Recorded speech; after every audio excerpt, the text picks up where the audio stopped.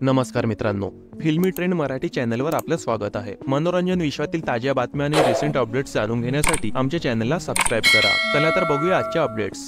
मित्रांनो, हॉलिवूड अभिनेता ब्रॅड पिट हा पुन्हा तिसऱ्यांदा लग्न बंधनात अडकू शकतो। रिपोर्ट्सचा दावा आहे की ब्रॅड पिट हा गर्लफ्रेंड इनेस डी रॅमन सोबत खूप आनंदी आहे आणि तिच्याशी लग्न करण्यासाठी उत्सुक आहे। हे सगळं तेव्हा झालं जेव्हा त्याची दुसरी पत्नी अँजेलिना जोली प्रमाणेच त्याच्या 3 मुलांनी एक एक करून त्याचं आडनाव हे काढून टाकण्यास सुरुवात केली। ब्रॅड पिट आणि इनेस डी रॅमन हे कथितपणे गेल्या वर्षभरापेक्षा जास्त काळापासून एकमेकांसोबत रिलेशनशिपमध्ये आहेत। असं म्हटलं जात आहे की ते दोघं लिव्ह इन मध्ये राहू लागले आहेत। हिंदुस्तान टाइम्सच्या रिपोर्ट्सनुसार 60 वर्षांचा हा अभिनेता तिसऱ्यांदा लग्न बंधनात अडकणार आहे। दरम्यान असं देखील म्हटलं जात आहे की लग्नानंतर ते लवकरच कुटुंबाची प्लॅनिंग विषयी विचार करणार आहेत। ब्रॅड पिटच्या पहिल्या लग्नाविषयी बोलायचे झाले तर 2000 मध्ये त्याने जेनिफर एनिस्टनशी लग्न केलं होतं। 2004 मध्ये मिस्टर अँड मिसेस स्मिथच्या शूटिंग दरम्यान ब्रॅडला अँजेलिना जोलीवर प्रेम झालं। ते दोघं रिलेशनशिप मध्ये आले आणि 2005 मध्ये त्यांनी जेनिफर एनिस्टनला घटस्फोट दिला। बरेच वर्ष रिलेशनशिप मध्ये राहिल्यानंतर 2014 मध्ये त्या दोघांनी लग्न केलं आणि 2 वर्षातच त्यांच्यात भांडणं वाढू लागली। 2019 मध्ये त्यांच्यातील कायदेशीर लढाई संपली। ब्रॅड पिट आणि अँजेलिनाला 6 मुलं आहेत, त्यामुळे आता सगळ्यांचे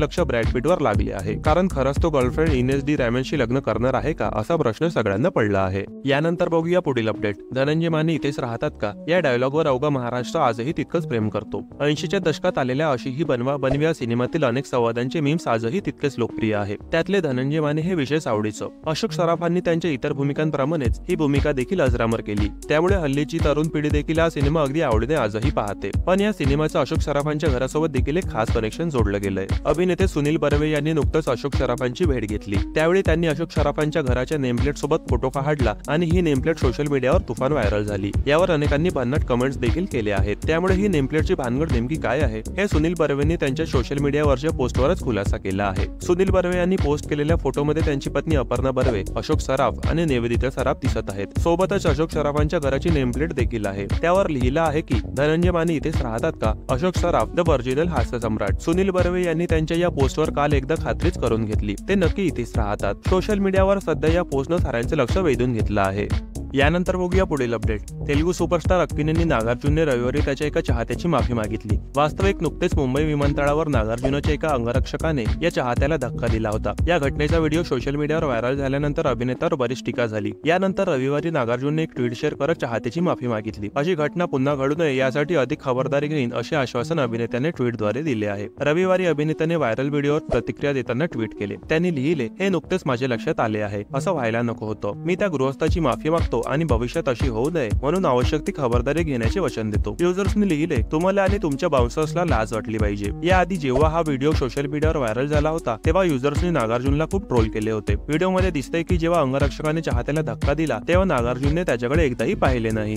मित्रांनो, अभिनेता जॅकी भगनानीचे वडील आणि प्रसिद्ध निर्माते वाशू भगनानी यांनी गेल्या 2 वर्षांपासून आपल्या कर्मचाऱ्यांना पगार दिला नसल्याच्या बातम्या गेल्या अनेक दिवसांपासून येत होत्या। वाशू भगनानी यांच्या प्रोडक्शन हाऊस पूजा एंटरटेनमेंट मध्ये काम करणाऱ्या एका महिला कर्मचाऱ्याने सोशल मीडियावर हा मुद्दा उपस्थित केला तेव्हा ही बाब समोर आली। दरम्यान आता वाशू भगनानी यांनी कर्ज फेडण्यासाठी त्यांचे कार्यालय विकल्याची बातमी समोर आली आहे। त्यांनी आपल्या कर्मचाऱ्यांचीही छाटणी केली आहे। बॉलिवूड हंगामाच्या वृत्तानुसार वाशू भगनानी यांनी नुकतेच त्यांचे 7 मजली ऑफिस एका बिल्डरला विकले आहे। त्यांचे कार्यालय पाडल्यानंतर आता त्या जागेवर आलिशान निवासी प्रकल्प सुरू करण्यात येणार आहे। वाशू भगनानी यांनी त्यांचे 250 कोटी रुपयांचे कर्ज फेडण्यासाठी त्यांचे कार्यालय विकल्याचे वृत्त आहे। रिपोर्ट्सनुसार आता प्रोडक्शन हाऊसचे ऑफिस जुहू येथील 2 बेडरूमच्या फ्लॅटमध्ये हलविण्यात आले आहे। खर्च कमी करण्यासाठी प्रोडक्शन हाऊसने 80% कर्मचारी देखील कामावरून काढले आहेत। जानेवारीपासून कर्मचाऱ्यांची छाटणी सुरू झाल्याचे वृत्त आहे। एप्रिल 2024 मध्ये पूजा एंटरटेनमेंटचा चित्रपट बडे मियां छोटे मियां बॉक्स ऑफिसवर फ्लॉप झाला। अक्षय कुमार आणि टायगर श्रॉफ अभिनीत हा चित्रपट 350 कोटी रुपयांच्या मेगा बजेटमध्ये बनवला गेला होता, परंतु चित्रपट केवळ 60 कोटी रुपये कमवू शकला। एका सूत्राच्या हवाल्याने अहवालात म्हटले आहे की अली अब्बास जफर दिग्दर्शित चित्रपट बडे मियां छोटे मियां हा फ्लॉप झाल्याने कंपनीचे मोठे नुकसान झाले आहे। कर्ज फेडण्यासाठी भगनानी यांच्याकडे कार्यालय विकण्याशिवाय पर्याय नव्हता।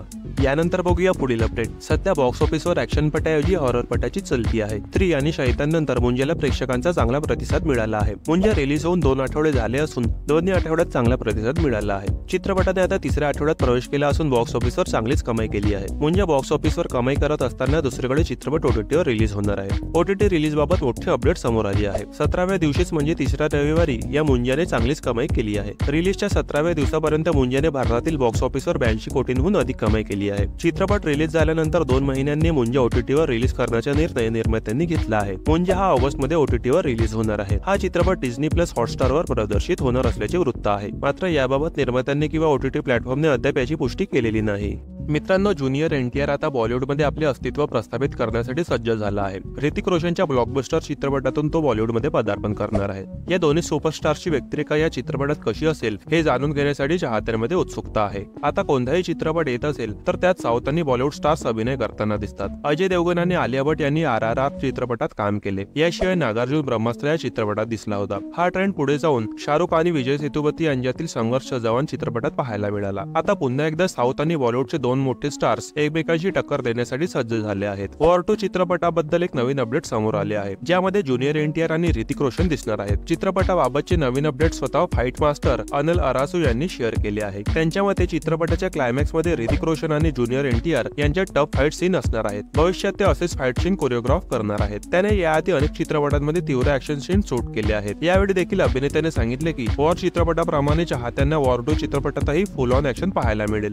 मित्रांनो, बॉलिवूडच्या ताज्या बातम्या आणि गॉसिपसाठी आमच्या फिल्मी ट्रेंड मराठी चॅनलला सबस्क्राईब करून बेल आयकॉनला नक्की प्रेस करा. भेटूया आपल्या पुढील व्हिडिओमध्ये. धन्यवाद.